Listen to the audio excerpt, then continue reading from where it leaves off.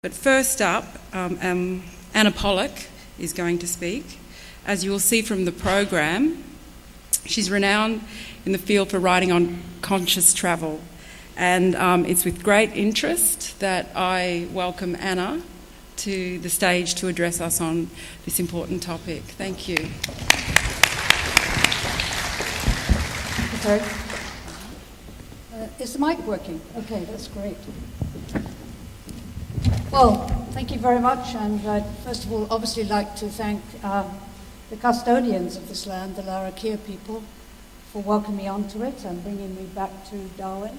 The last time I was here was in 1973, just before the cyclone that completely changed the face of this territory.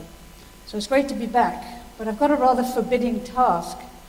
I've got about 25 minutes to talk about the state of the world and how it will impact your business. It's a completely different kind of presentation than the one that you've just heard, but hopefully it will be as stimulating and useful to you. It's very much the 60,000-foot view of all the different considerations that you need to have going around in the back of your mind. But I'm trying to bring it at the end to some specific relationship to the role that indigenous tourism businesses are going to play over the next 5 to 10 years, an extremely important role. Now, if the task you've actually given me is the kind of task that people give the CIA and the government, Pentagon in the States, which is what's happening out there? What do we need to do to protect ourselves or take advantage of the opportunities? And the interesting thing is right now, they would say, we don't know. We can't tell you. So what's little Anna Pollock, as an independent consultant, how can I tell you? And the reason they can't tell you, and I can't tell you, is the word that they use to describe our situation is VUCA. And what that stands for is that the world is now a highly volatile place where the rate of change is so fast that we can't really quite keep up with it. We're living in a period of chronic uncertainty. We're unclear about the present situation and what it's all going to mean. It has never been so complex and complicated. And there's this word ambiguity. We really, again, don't know exactly what it all means. So I'm going to go at a very fast pace. I don't want you to take notes.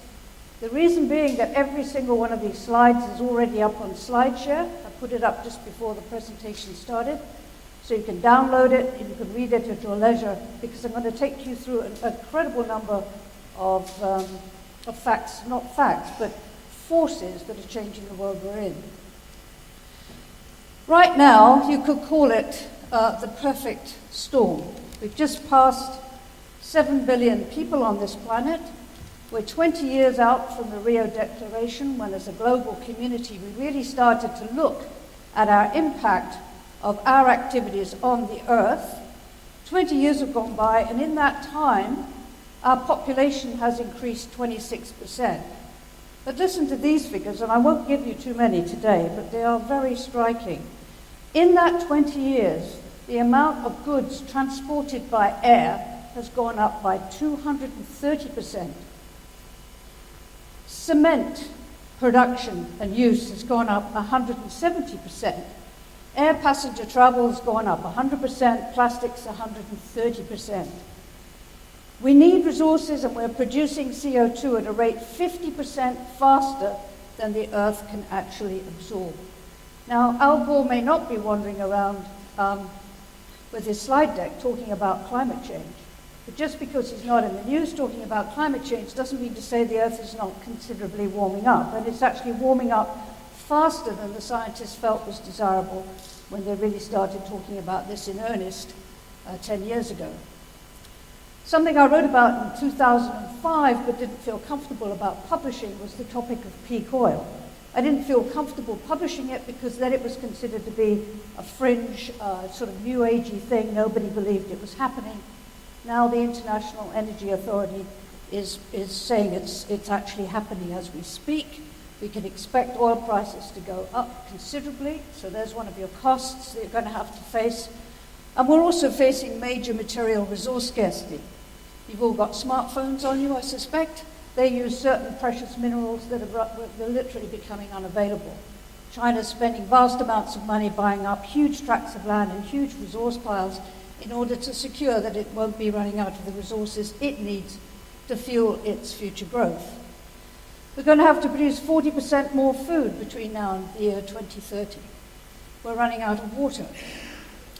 And this graph is a graph of one of the most productive fisheries on the planet, which no longer exists. It's the cod fishery off the Atlantic coast of Newfoundland.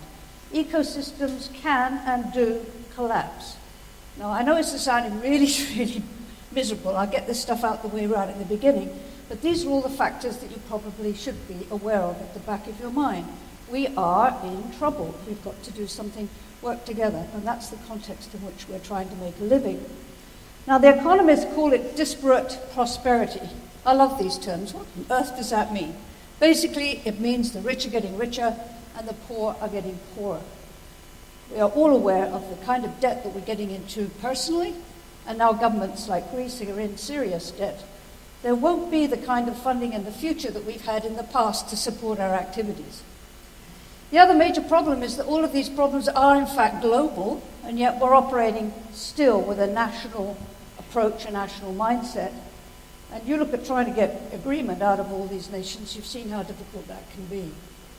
So I won't be too negative, but I think you have to see the context in which we're operating. And because these are big, big issues, we're now starting to ask the right big questions. And there are a lot of very bright people out there outside of tourism asking questions like, okay, going forward, how do we decouple human progress from resource use and environmental decline? Is economic growth, year on year on year, do we have to grow? Is it desirable? Is it possible? Is it unavoidable? And what is the relationship between wealth and well-being? Have we perhaps been measuring the wrong things? There's a presentation going on in April at the United Nations by the tiny little kingdom of Bhutan, where they have not used GDP as an indicator of success. They actually measure gross national happiness. And the whole world is now really interesting to see how that might work and how that might apply to them. So how do you solve these global problems when you continue to think just as a country and you're worried about your competitive advantage? And as importantly, the other thing that's really interesting is that people are now questioning what is the role of government, what is the role of business, what is the role of NGOs. Maybe business needs to be taking more responsibility for tackling some of these problems. And then finally, capitalism is probably the only system we have that really works, but it has some flaws. Even Greenspan had to admit it finally had some flaws. So how do we tweak and modify it to make it better? So what's the story in tourism? Well, the story in tourism is not about a lack of demand. In fact, I would go so far as to say we have what I call a tourism tsunami. And that's simply because, as Anita said, we've barely scratched the surface of demand. We have countries with enormous populations that are becoming wealthy quite quickly, and they have an expectation to travel as much as we do. And we can expect that demand to grow, and this is the UNWTO's chart. So in 2008, we had 800 million international visitors, and UNWTO were confidently predicting that in another 8 years, that number will double. So I don't think it's a question so much of worrying about demand, but starting to worry about how we're going to manage that, how we're going to be accountable for the costs associated with that demand on the planet. Now, in an average sense, it's great, it's going up, it looks really good, doesn't it? But it is misleading, because in most destinations and with most small companies, it doesn't go up smoothly, does it? It goes like this. It's rather like somebody having a heart attack. That's their angiogram result. It goes up and down, up and down. It's highly volatile, and that can be almost more damaging to a business than slow or declining demand in some respects, because you have virtually no opportunity to adjust. The second problem with that demand is that year on year we get more visitors, but many destinations, even sophisticated ones like New Zealand, are beginning to discover that they're actually getting less spend per capita. The problem with the system we have right now is it leads to declining yields. I've just talked about the fact that we will be facing increased costs, and we're also facing the fact that our markets no longer come from just one or two or three places that we need to understand and where we need to create those distributor relationships. They're now coming from a whole spectrum of countries, maybe as many as 20, 30, 40, 50 countries. And how do you manage that? And because of this demand, we're also, and the fact there's only one place that people can come to in your country, or let's put it this, the supply side is fixed, but the demand is growing, we're starting to experience a lot of congestion. And that's leading to a little bit of a backlash. In November 2009, they actually had a whole community in Venice celebrated the death of Venice, and they had a public funeral with coffins going down the canals, because the city is not only, it's a World Heritage Site, which is actually, I think, is becoming the kiss of death. It's sinking. That's, we can't take responsibility for that. But the reason they were having the funeral is that they're no longer Venetians can afford to live in the city. And many of the Venetians blame tourism for that prospect.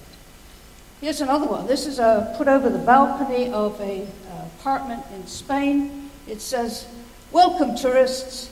The rent of holiday apartments in this neighborhood destroys the local social cultural fabric and promotes speculation. Many local residents are forced to move out. Enjoy your stay." It's kind of like that sign that Anita talked about, enjoy your revolution. Right? The point is, what I'm saying is, we cannot just have this rosy picture that everything is going to be fine, because we have a series of issues that we, as an industry, as a community, need to start to address. We can't keep denying that they exist. We're also aware that we're producing, if you like, a sea of sameness, I think is the best way to describe it. And I hope nobody will take offense with this. This is a beautiful, beautiful facility. And when I'm sitting in it and I'm looking at this fantastic art, I know I'm reminded I'm in Australia. But when I walk out of this facility and look and pan across through those beautiful windows, I mean, architecturally it's gorgeous. But I'm looking at a block of hotels and commercial and flats and apartments. I could actually be anywhere. So one of the challenges, again, is how do we express that unique sense of place? We're also running out of some exotic places. There's hardly anywhere that hasn't been discovered. And Thomas Cook, who really started this great thing called mass tourism, put out this the other day, saying there are 5 endangered places to visit, rush before they disappear. So it tells you something about the mindset of Thomas Cook when that went up. They subsequently pulled this down really quickly and changed it, I might add. There was such an outcry. But it also just reminds us that this is a finite planet we're sitting on. We can't just go out and get another one, and another one, and another one. We have to really work within the limits it imposes on us.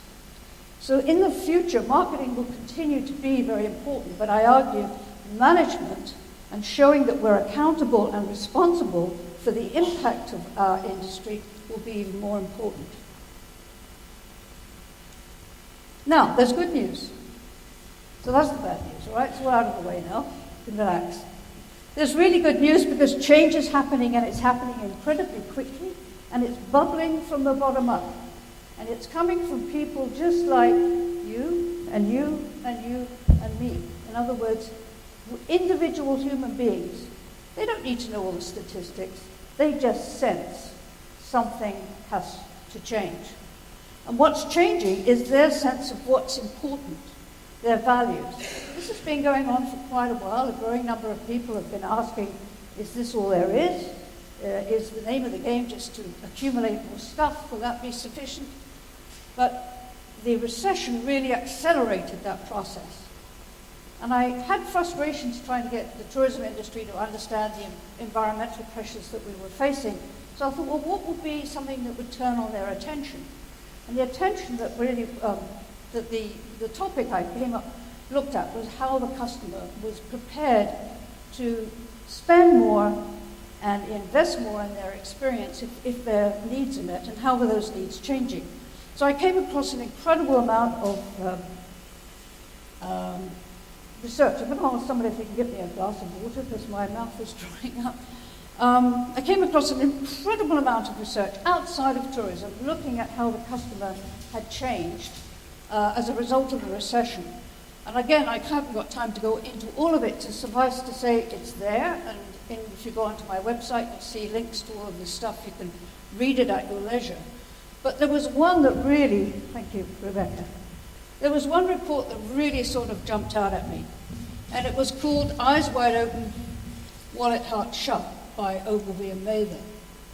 And they said it's an undeniable fact the recession had created a sense of anxiety and fear. Risk came back into the equation, and a greater level of consciousness across all ages and genders. And once you've shifted your consciousness, you can't go back. They said we've heightened our perception. We are awake, alert, and aware, whether we like it or not. And I would argue that most of you in this room are hopefully awake, aware, and alert, or you wouldn't be at this conference. It takes curiosity to be that way. Now, what is another word for awake, aware, and alert? And it literally is being conscious. And it just so happens that other people, this was an agency in New York, had done a survey of how consumers were changing, and they came up with the concept of a conscious consumer. About 30% of the population in North America, in this case, were making decisions based on their values. They were voting with their wallet. Now again, because of time, I'm not going to go through all of these characteristics. All you need to know is that there is a very substantial growing market of people who are taking mindful choices, who have expectations of the companies that they are buying from, who will read the fine print, and will actually talk about your product or your service with enthusiasm because they're highly communicative. These are the customers that you want in your establishments right now, because you're going to be delivering the kind of experiences that they are seeking. This is another graph that talks about the difference between an old and a new consumer. They're taking control back of their lives. The reason it's a silhouette of a woman is that women tend to predominate in this group.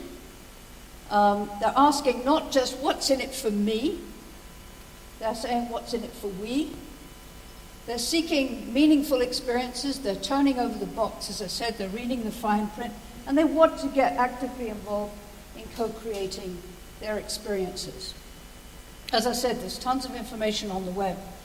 But this is an important little chart right now. That is the top left-hand corner of the chart, chubby, cheery, full little fellow there.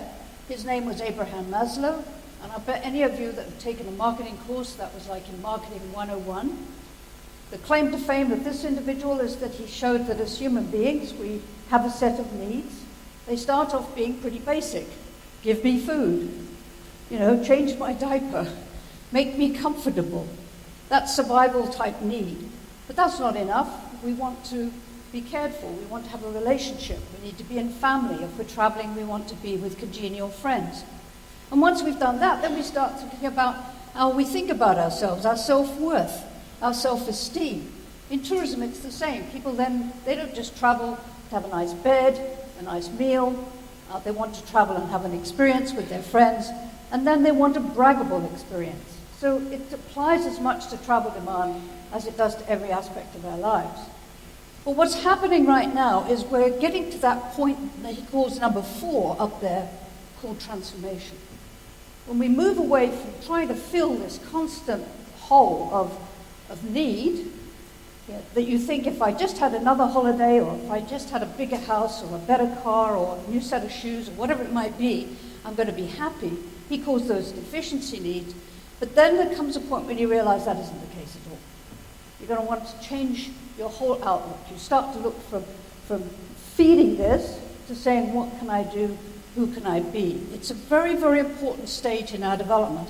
And it starts you off in another trajectory, which is really becoming more than you thought you ever could be, and moving towards the pinnacle of what they call self-actualization. But the most important thing is you change from just thinking about me to thinking about we.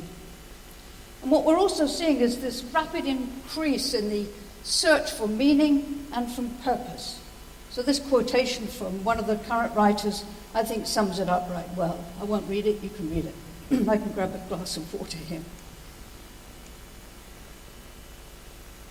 These consumers know that they're in charge.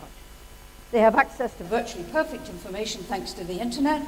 They can share and talk about one another. They can raise the reputation of a company. They can knock it down in a matter of days.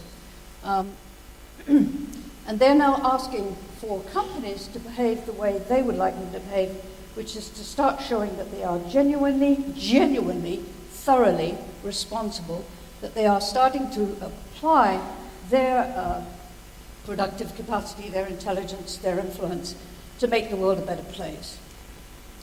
So out of that, I came up with 5 or 6 features of what I call the conscious traveler. Again, there's lots more information on the web. I'm just trying to paint a picture or tell a story today, because we're getting to the really important bit in just now. So these customers are really important to you because they are the ones using the social media, the ones on the smartphones, the ones who will have absolutely no hesitation tweeting if they're unhappy with the service that they receive. But they're also wired to care, and they want to know that you care as a supplier, that you're acting responsibly. These are the ones that want to actually engage and give back when they come to a tourism destination. Many are seeking, as we've heard over the last few days, authenticity. But authenticity isn't a commodity. It's a state of being. It's a state of mind. They're looking for the local. They're looking for the homegrown. I don't want to leave Darwin, frankly, having only seen what I call an industrial hotel. I want to know that I'm here. I want to smell I'm here. I want to taste I'm here. We had that experience when we went out dining last night. I want all the visual images to say that I'm in the Northern Territories. I want to get immersed. And most importantly, today's traveller, they want to be transformed. They're looking now to come home a different person than they left home. Now, because we're all human beings and some of us own businesses, it's not surprising that the business community is also adjusting to this. And again, on the web, you'll be able to see there's a whole pile of literature available of surveys showing that those customers that are starting now to take that degree of responsibility, who see the challenges that I described at the beginning of this presentation as fantastic opportunities to stand out, to make a difference, to make a contribution, are the ones that are succeeding. So there's a group calling themselves conscious capitalists, and they consist of companies like Amazon, Google, Whole Foods, the most successful organic food retailer in the United States and now in Europe, Southwest Airlines, Kimpton Hotels, all of whom say that we are not in business just for the purpose of making money. That is not a good enough reason to get up in the morning and come to work. We're in the business of making the world in our specific way a much better place to be.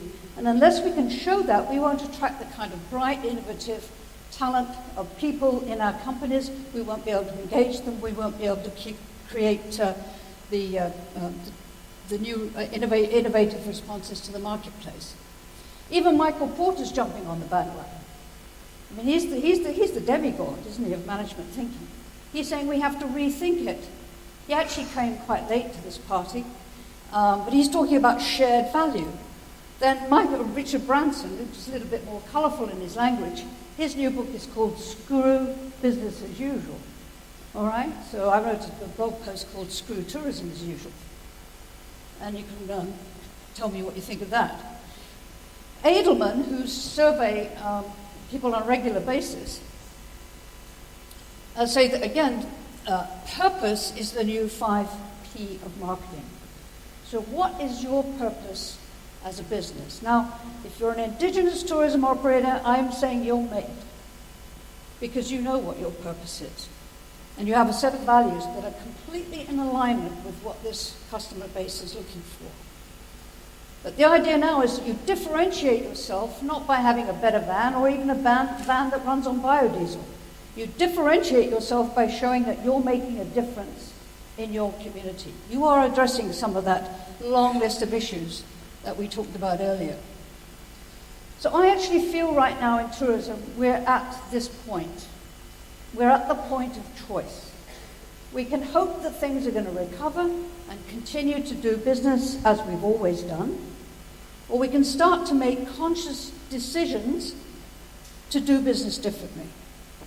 And the challenge we've got at the moment is that that the way we've always done is an industrial model that's running out of steam. And whether you're a destination or an operator, I think you've got to be asking these big questions. They're asking big questions outside of tourism, we've got to ask them inside of tourism. What kind of destination do you want to be? What guest, Mike said this earlier, what guest is right for you? Not every guest is right for you. The guest that climbs over Uluru Rock is not necessarily right for you. How do we attract the one that will be respectful? How are you going to measure success? By the number of people that come through your destination or the amount of net benefit to the entire host community? Do you want quantity or quantity? Do you want to just keep on growing because you've been on autopilot and apparently that's what you have to do? You have to have more people this year than you had last year? Or do you want more spend? Do you want more net benefit? Do you want more even impact rather than this up and down, this boom and bust? Do you want to satisfy the developers who just want to come in and build, but then they leave? Or is your focus going to be on the operators and ensuring that they are viable over time? Again, I think right now there are two kinds of travel. One I call mass industrialized travel, where travel is assumed to be a right and you can have it cheaply, but it produces that sameness, that standardization that we've led to, and it's created some very good things. I mean, it's enormously successful, but now it's starting to produce diminishing returns. Or we can really focus from the community up, in the community from the ground up, on a different kind of travel that I'm calling conscious travel, that delivers the best return to all of us, that aligns the values of the stakeholders around this idea that we can have a quality experience without it costing the earth. So to get there from here, and I was going to turn on my stopwatch to measure myself, Ian, but I forgot. So I think I've got 5 more minutes. Would that be okay? 5, you see. Yes? Have I got your permission? There are 3 steps to get from here to there, and this is where you are really important. The first is what I call mindset. Why mindset? We have to change the set of assumptions and beliefs that have been operating on for the last several hundred years that are part of our just a natural assumptions, our thinking about how the world works. It was Einstein who said, if you want to fix a problem, you can't use the same thinking or consciousness that was used to create it in the first place. You have to have a mindset shift. You have to change the lenses through which you look at the world. And here's the thing, when you actually look at what we've been doing in tourism since 1940 or something and right the way through now, is we've been running it as if we were running a factory. We've been borrowing our operating model from the industrial world. That's why we always are talking about products. Now, I'm old enough to say I remember a time when that was never in the tourism lexicon at all. And so does Ian. Maybe John, you do. You look so young today. But the point is that's a new idea that was taken from manufacturing, and all of the management approaches were taken from the idea of an assembly line. You put these things on the assembly line and you produce a product, or in our case, you package. All right? And I'm saying that is as an operating model no longer applies. Because underneath it are a set of operating principles or assumptions about how the world works. Just have a look at this list. Madonna used to sing, "It's a material world." Do you remember that one? We're physical beings and value is in stuff. The more stuff, he who has the more stuff wins. That the universe is like a machine and we can take it apart and fix this and fix that and then put it back together again. That's a basic assumption that many of us have grown up with without questioning it. That I'm separate to you, you're separate from me. We have to compete in this world in order to have enough stuff to take care of our families, and only the fittest, only the strongest will survive. The earth is a wonderful lumberyard. Go out there and take, build, make, sell. But that's what's fueled the entire way we've operated on this planet. Success is about having and doing more. Status is relating to how much you've got. Technology will solve all our problems. GDP will measure our prosperity. But there is an alternative worldview, I would suggest. And this is the point. You know, I said there were a bunch of people asking big questions. Well, they're scientists, they're academics, they're thinkers, they're philosophers, they're economists, accountants. Well, as a result of all of that thinking, all of that research, all of that science, they've actually shown that virtually every one of those assumptions about how the world works now is completely and utterly false. It isn't an accurate reflection of reality. Because we're not stuff, we're not things, we're energy. We're waves, we're particles, highly, highly malleable, highly flexible, highly plastic. The universe is not dead. It's not a thing, it's not an object, it's certainly not a machine. It's alive, it's living, it's constantly adapting to its environment. And every one of us, human beings, life forms of any form, even things that we call inanimate, are actually connected. I cannot have a thought that it does not affect something else somewhere, even if it's on a minute basis, but that is now being proven by modern science. All beings are kin or related, and we must prosper now through cooperation, collaboration. The Darwinian idea that only it's competition has also been proven to only apply to the most immature and juvenile ecosystems. As ecosystems mature and become more stable, the whole modus operandi switches to collaboration. So wealth isn't about stuff, it's about well-being. Now, does that worldview, that way of looking at the world, look at all familiar to some of you? Would somebody like to say kia ora? Kia ora. Because I would argue, without having the audacity to say, I know what an indigenous worldview is, I'm just a pattern recognition type person, but I would suggest from what I understand, that is, or elements of that, which are your worldview. The second thing that is absolutely vital to make this change is to move off our fixation with product to a real celebration of place. How are you possibly going to encourage people to pay the true value of their experience if you don't introduce this idea that this place is utterly unique? I shouldn't even say utterly, it is unique. It's sacred. It took 13.5 billion years of evolution to create this part of the world. And it's very different to Sydney, it's very different to somewhere else. It's all of these different things. It has a personality. You don't need to stick onto the top a brand. So if we could really focus on the power of place and really make each place special, appeal to all of the senses, so that when I wake up in the morning, I know I am in Darwin. And I know why, because it's fundamentally different from where I was last week or last month when I last travelled. Then we will start to be able to turn the corner. Now, this is the fun and exciting part. We talked about definitions of indigenous and, all of these different concepts, but the fundamental meaning of the word indigenous is to be occurring naturally in a particular place.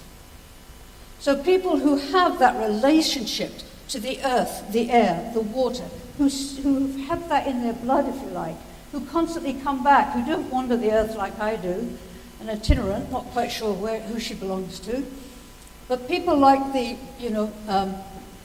Larrakia tribe, who live here, grew up here, and have had to adjust to huge changes here. They understand the concept of place. And they are the ones that have assumed rightful responsibility for being its guardian or custodian. So my last slide is that because of this, I believe that in travel, it's all about place. It is the host, as opposed to the guest, who has the responsibility for ensuring that that place is celebrated and that place is protected. And hosts in the travel industry can become true agents of transformation. They are the ones, you are the ones, who can help provide that transformative experience to your guests so that they suddenly see the world in a different way. They don't see you as a place to be checked off on a list to be done. They see you and your place and your community as a place to relate to do things with, to celebrate with, to have a dialogue with, and to treat with respect. And your job, I think, is also to help people to understand that this whole way of thinking is one that is whole. It is not about the industrial way of cutting things up into pieces. So your job is to engender reciprocity and respect, which is why I give you every encouragement to stand firm. If somebody is not respectful, say so. You may lose them as a customer, but you didn't want them anyway. And your purpose in life, really, with those customers, is to re-engender, and I think Anita made this point too. Let's start creating that sense of wonder and awe that we need for this planet, because we don't fall in love with it, we're not going to look after it. Secondly, I really want you to see that you can't be passive anymore. You've got to step out, come to stage, no matter how nervous you are, in your community, and say, we're going to be agents of change here. We're going to make sure that this community really respects itself. It respects the gift of life and the place that it is a custodian of. So you can start to be the agent of change, and you can ensure that your places are places where people care. And then finally, a specific role of the Indigenous people. I personally, and this is a personal view, see you as almost like midwives. Was that a cue? Sorry, I heard music and I thought I was... It's the last sentence. I see you as midwives of change, giving birth to this new age that we're actually moving into anyway, but you could really, really be major players in this, and which is why I'm so happy about the formation of the Alliance, because the more you can share this perspective, then you're actually saying to the community, what can we do to help? You're not asking for more attention, you're not asking for grant money, you're not asking for this. You're saying we have a way of living that is relevant to your situation or to our situation, and we want to play a role in it. And I think if you can do that and maintain your role as custodians, we've all got a really good chance of getting through the next 10 or 15 years. Thank you very much.